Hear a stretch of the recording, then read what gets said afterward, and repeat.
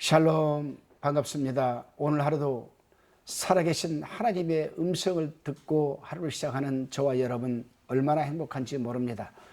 이 행복감이 여러분 오늘 하루 살아가는 여러분의 삶의 현장에서 하나님의 축복으로 이어지기를 기도합니다. 오늘은 시편 84편 1절로 12절의 말씀을 가지고 십자가의 은혜라는 주제로 우리가 묵상한 것을 나눠봅니다. 본문은 고라 자손 중에 한 경건한 시인이 기록한 것으로 하나님을 사모하는 간절한 마음과 하나님을 가까이 하는 사람이 누리는 복에 대하여 노래하고 찬양하는 시입니다. 그 내용을 살펴보면 저자는 하나님이 성전에서 멀리 떨어져 있으면서도 성전을 그리워하면서 이 시를 쓴 것으로 생각이 됩니다. 본문 1절로 12절까지의 묵상의 내용입니다. 시인의 조상인 이 고라는 제사장 레위의 증손이었으며 고앗의 손자였지요. 민수기 16장을 보면 고라는 모세와 아론에게 도전하여 반역을 일으켰다가 심판을 받고 멸망당하였습니다. 그때 그의 아들들은 심판에서 벗어나 멸망당하지 않았습니다. 이러한 불명예를 안고 살았던 고라의 이 자손들은 그러나 다윗의 시대에 이르러서는 오히려 레위 자손 중에서 가장 유명한 지파로 등장하게 됩니다. 아마 그들은 조상의 일을 항상 기억하고 있었을지 모릅니다.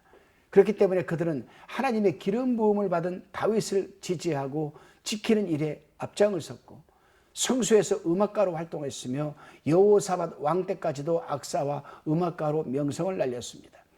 그렇습니다. 우리 또한 멸망당할 수밖에 없었지만 하나님의 은혜로 멸망에서 벗어났고 또 영생의 자리에 나오게 되었습니다. 그러기에 우리도 더욱 예수님의 십자가 은혜를 잊지 말고 주님의 영광을 위해서 최선의 삶을 살아내야 할 겁니다. 일반적으로 이 시의 저작 배경은 다윗이다라고 이야기들을 합니다. 더 구체적으로는 아마 저자인 고라 자손 중에 한 사람은 다윗과 더불어 도피길에 올랐을 것이라 추정을 합니다. 그렇기 때문에 그는 하나님의 성소에 다시금 들어가 하나님을 섬기며 하나님의 은혜를 누리기를 간절히 바라는 경건한 사람이 아니었나 생각을 하죠. 시인은 성전을 떠난 후에 하나님의 전에 거하는 것이 얼마나 소중한 것을 깨닫게 되었을 것입니다. 그러기에 그는 악인의 집에서 첫날을 지내는 것보다 성전에서의 한날을 있는 것이 더 낫다라고 지금 고백하고 있는 것 아니겠습니까? 압살롬의 반역으로 인해서 다윗과 함께 예루살렘을 떠나 피신해 있었던 그는 마음과 영혼으로 시온에 있는 주의 장막을 깊이 사모하며 갈망했습니다. 2절에 보면 그는 성전을 그리워하다가 얼굴이 창백해지고 몸이 쇠약해졌다라고 합니다. 하나님께서 얼마나 여러분 이 경건한 사람을 기뻐하시겠습니까? 마치 사랑하는 아들을 그리워하다가 상사병이 걸린 것 사람처럼 멀리서 주의 장막을 사모하고 갈망하다가 몸이 병에 걸릴 정도로 쇠약해지고 말았다는 겁니다. 하나님의 성전을 그렇게 사모해. 그래요, 여러분. 하나님의 성전에는 자기 힘과 능력이 아니라 참새와 제비와 같이 하나님이 아니면 살 수 없는 하나님을 의지하는 이 경건한 존재들이 평안을 누리는 것이 바로 성전 아니겠습니까? 참된 안식과 평안은 하나님 안에서 찾을 수 있기 때문입니다. 그러기에 그는 진실로 주님이 집에 사는 사람들이 복이 있다라고 지금 고백하고 있는 겁니다. 주님이 집에 사는 자들이란 성수에 들어가 하나님을 섬기고 하나님과 더불어 교제할 수 있는 사람들을 의미합니다. 아마 전에 성전에서 성수에 일을 할 때에는 그는 그 사실을 뼈저리게 느끼지 못하였을지도 모릅니다. 그러나 성수에 들어갈 수 없게 된 지금 그것이 얼마나 큰 은혜요 기쁨이었는지 새삼 깨닫게 되었던 겁니다. 본문 5절을 보게 되면 주께 힘을 얻고 그 마음에 시온에 내려가 있는 사람이 복이 있다라고 지금 고백하고 있죠. 곧 하나님에 대한 강한 열망으로 시온을 향해 나가게 되는 것은 하나님이 힘을 주신 결과라는 의미입니다. 이스라엘의 모든 이 성인 남자들은 1년에 3번, 즉 무교절, 칠칠절, 장막절에 걸쳐서 예루살렘으로 올라와 하나님께 자신을 보여야 했습니다. 예수님도 그랬습니다.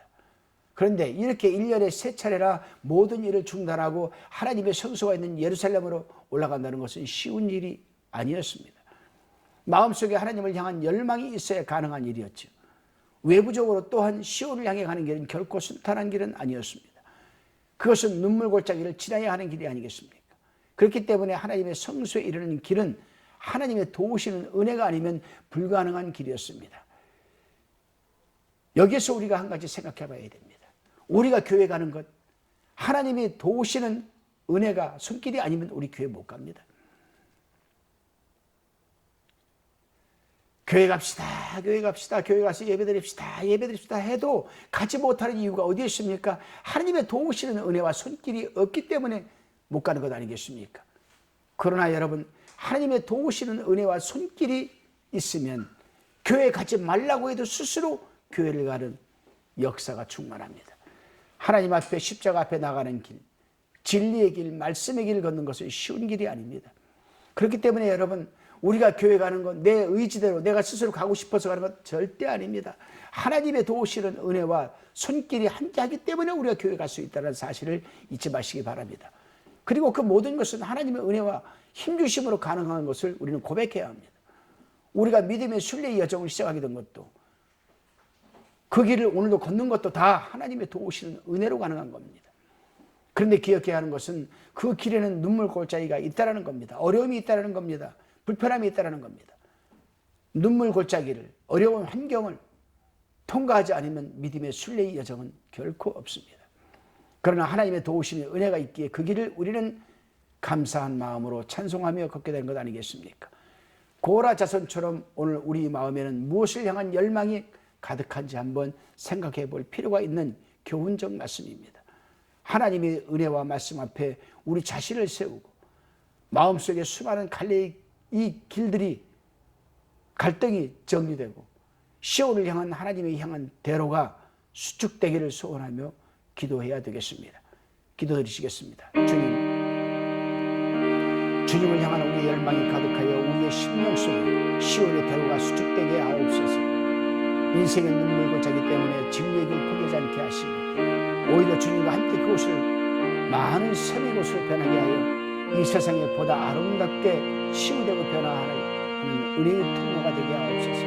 감사드리며 예수님의 이름으로 기도드리옵나이다. 아멘.